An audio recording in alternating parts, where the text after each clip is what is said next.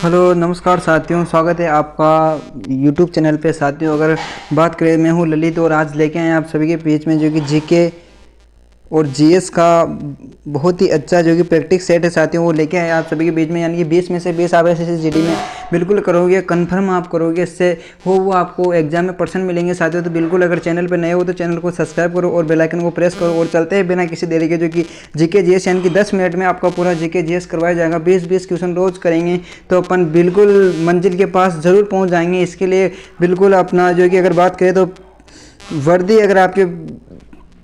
वर्दी अगर आपका जुनून है, वर्दी अगर पहनना आपका जुनून है, देश सेवा में जाने का अगर आपका जज्बा है, जुनून है साथियों, तो बिल्कुल वो ये क्लास आपके लिए है कंप्लीट। और साथियों बिल्कुल चैनल को सब्सक्राइब करो और बेल आइकन को प्रेस करो। बिल्कुल चलते हैं पहले क्वेश्चन पर साथियों। पहला क्वेश्चन है कि त्रिशूलपुरम उत्सव निम्नलिखित में से किस राज्य में मनाया जाता है? तो अगर बात करें त्रिशूलपुरम उत्सव की अगर बात करें साथियों, तो वो केरल में मनाया जाता है। त्रिशूलपुरम जो कि केरल स्टेट में मनाया जाता है। और अगर हम बात करें तो साथियों पोंगल जो कि तमिलनाडु में मनाया जाता है।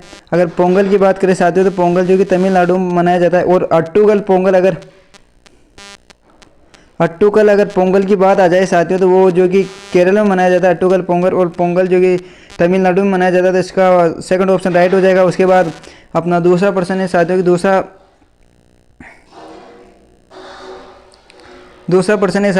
प्रश्न है अपना कि विटामिन सी एक है, तो विटामिन सी एक क्या है साथियों? ये है एंटीऑक्सीडेंट। क्या है? एंटीऑक्सीडेंट, यानी कि दूसरा ऑप्शन बिल्कुल राइट हो जाएगा, विटामिन सी जो कि एंटीऑक्सीडेंट है। और अगर उसके बाद अगला क्वेश्चन है साथियों अपना कि तीसरा प्रश्न है कि दक्षिण एशियाई खेलों का आयोजन सर्वप्रथम किस देश में होता है? यानी कि प्रथम दक्षिण एशियाई खेल किस देश में और कब हुआ? यानी कि अगर बात करें कब हुआ, तो वो अगर इसकी बात करें 1984 साथियों, 1984 में होता है, यानी कि 1984 में हुआ साथियों। तो बिल्कुल आपका 1984 फर्स्ट ऑप्शन राइट हो जाएगा। उसके बाद चौथा प्रश्न है साथियों कि चौथा प्रश्न है कि अगस्त 2022 में की गई अगस्त 2022 में साथियों अगर अगस्त 2022 में की गई घोषणा के अनुसार अंतर्राष्ट्रीय मुद्रा कोष IMF में भारत के लिए कार्यकारी निदेशक के रूप में किसे नियुक्त किया गया? तो उसकी अगर बात करें साथियों तो वो था कृष्णमूर्ति सुब्रमण्यम, यानी कि फर्स्ट ऑप्शन बिल्कुल राइट हो जाएगा। उसके बाद अपना पांचवा प्रश्न है साथियों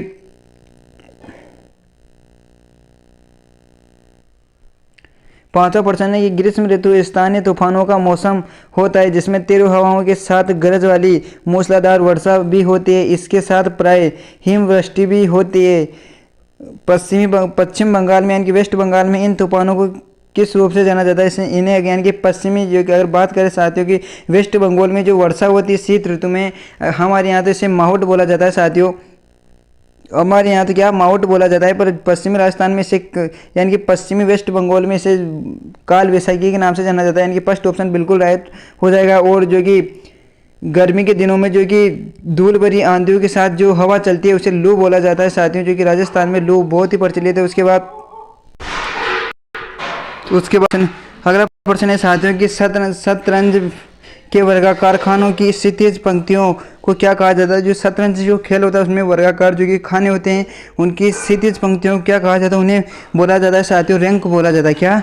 रैंक बोला जाता है। यानी कि आपका फोर्थ ऑप्शन बिल्कुल राइट हो जाएगा, रैंक कहा जाता है। उसके बाद अगला प्रश्न है सातवां प्रश्न है साथियों की राशेश्वर से क्या बार बयान नृत्य संबंधित? यानी कि जो राशेश्वर से क्या बार बयान जो कि बात करें वो नृत्य किस नृत्य से संबंधित है? अगर ये बात करें साथियों तो सत्रिय नृत्य से संबंधित है। जो कि सत्रिय नृत्य की अगर बात करें तो असम में किया जाता है साथियों की। ये सत्रिय नृत्य जो कि असम स्टेट में किया जाता है साथियों। जो कि कुचिपुड़ी है वो आंध्र प्रदेश में किया जाता है। ये अरुणाचल प्रदेश में आंध्र प्रदेश है साथियों। ओडिसी नृत्य बिल्कुल उड़ीसा में किया जाता है साथियों। भरतनाट्य जो कि तमिलनाडु में किया जाता है। तो बिल्कुल आपका फर्स्ट ऑप्शन राइट हो जाएगा। उसके बाद ऐसे पर्सन है जो कि ये देख लो आपको बहुत से बच्चों ने फर्स्ट बार देखा होगा ये पर्सन। तो बिल्कुल ऐसे पर्सन जो रिपीट हो जाते हैं बार बार, क्योंकि एग्जाम को जो एग्जामिनर होता है उसे पहले प्रीवियस ईयर पेपर देख के उसके बाद ही वो वापस नया पेपर बनाता है, यानी कि पैटर्न के आधार पर बनाता है साथियों। तो बिल्कुल ये पर्सन वापस रिपीट हो सकते हैं। उसके बाद आठवां प्रश्न है कि भारत में कौन सा गैर पारंपरिक ऊर्जा स्रोत उपलब्ध है? तो भारत में गैर पारंपरिक ऊर्जा का जो स्रोत है उसे बोला जाता है साथियों ज्वारीय ऊर्जा। और उसके बाद ज्वारीय ऊर्जा पवन ऊर्जा और सौर ऊर्जा है, जो कि गैर पारंपरिक ऊर्जा के स्रोत है। उसके बाद अपना अगला प्रश्न है, नवा प्रश्न है साथियों की, नवा प्रश्न है कि भारत में सूचना प्रौद्योगिकी उद्योग का प्रमुख केंद्र निम्न में से किसे माना जाता है? सूचना प्रौद्योगिकी का प्रमुख केंद्र माना जाता है साथियों जो बेंगलुरु को माना जाता है। जैसे बात करें साथियों तो बेंगलुरु स्टेट को माना जाता है। उसके बाद अगला प्रश्न है अपना कि 10वां प्रश्न है कि राज्यों की परिषद को किस रूप में जाना जाता है? यानी कि राज्य की परिषद को राज्यसभा जाना जाता है साथियों की, राज्यसभा जाना जाता है। आपको अगर बात करें तो करें बात साथियों तो राज्यों की जो परिषद होती है उसे राज्यसभा बोला जाता है। बिल्कुल साथियों, तो इसका अगर हम बात करें तो इसमें जो कि अगर बात करें साथियों तो इसमें संसद होती है, एक तो संसद और राज्यसभा और लोकसभा, राज्यसभा और लोकसभा साथियों। तो इसकी अगर बात करें साथियों, अगर संसद की अगर बात करें तो 79 में इसका जिक्र गया, आर्टिकल जो कि आर्टिकल 79 में संसद का जिक्र है। और अगर 80 में जो कि लोकसभा, 80 में लोकसभा का है साथियों की, और जो कि 81 है इसमें राज्यसभा का है साथियों। तो इसमें ये 81 आर्टिकल 81 में राज्यसभा का जिक्र है और आर्टिकल 80 में लोकसभा का है और संसद का 79 में साथियों। तो बिल्कुल ये भी मैंने बता दिया जो कि पॉलिटी का प्रश्न है। उसके बाद अगला प्रश्न है साथियों 11वां प्रश्न है कि ग्रेडा लोक नृत्य मध्य प्रदेश राज्य में के दौरान किया जाता है, यानी कि किसके दौरान किया जाता है? ये कटाई के लिए किया जाता है, ये सर्दी में किया जाता है साथियों। तो ये सर्दी में किया जाता है, जो कि सर्दी में ये नृत्य किया जाता है साथियों। तो बिल्कुल आपका फर्स्ट ऑप्शन सही हो जाएगा, गिरडा लोक नृत्य जो मध्य प्रदेश में सर्दी के दौरान किया जाता है, सर्दी के दौरान किया जाता है साथियों। बिल्कुल फर्स्ट ऑप्शन आपका राइट हो जाएगा। उसके बाद 12% है साथियों की उपभोक्ता संरक्षण नियम 2021 के अनुसार जिला आयोगों के पास उन शिकायत अधिकार होगा जहां प्रतिफल के रूप में भुगतान की गई वस्तुओं और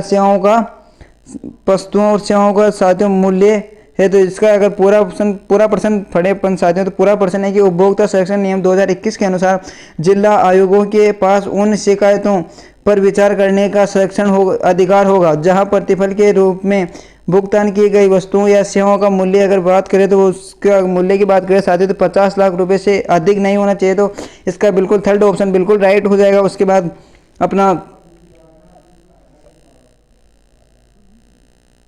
साथियों अपना 13% है कि सिरके में उपस्थित अम्ल का रासायनिक नाम क्या है? तो सिरके में उपस्थित अम्ल का रासायनिक नाम है साथियों एसिटिक अम्ल, यानी कि आपका सेकंड ऑप्शन बिल्कुल राइट हो जाएगा, एसिटिक अम्ल। तो उसके बाद अगला प्रश्न है साथियों, अगला प्रश्न है कि भारत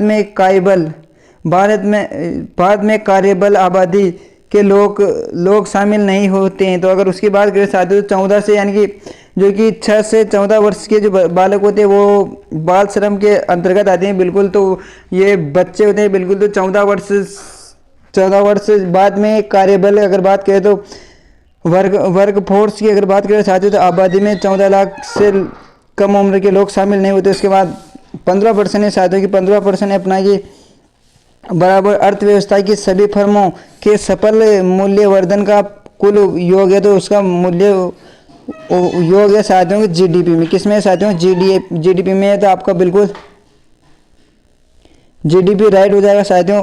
तो अगर उसके बाद अगला प्रश्न है साथियों 16% है अपना कि 16% की भारतीय संविधान में कितने मौलिक कर्तव्यों का उल्लेख किया गया है? तो मई 2022 के अनुसार भारतीय संविधान में कितने मौलिक कर्तव्यों का उल्लेख किया गया है? तो इसकी अगर बात करें तो 11 मौलिक कर्तव्यों का उल्लेख किया गया है। तो यानी कि आपका बिल्कुल थर्ड ऑप्शन बिल्कुल राइट हो जाएगा साथियों। उसके बाद अपना जो कि 17% है साथियों की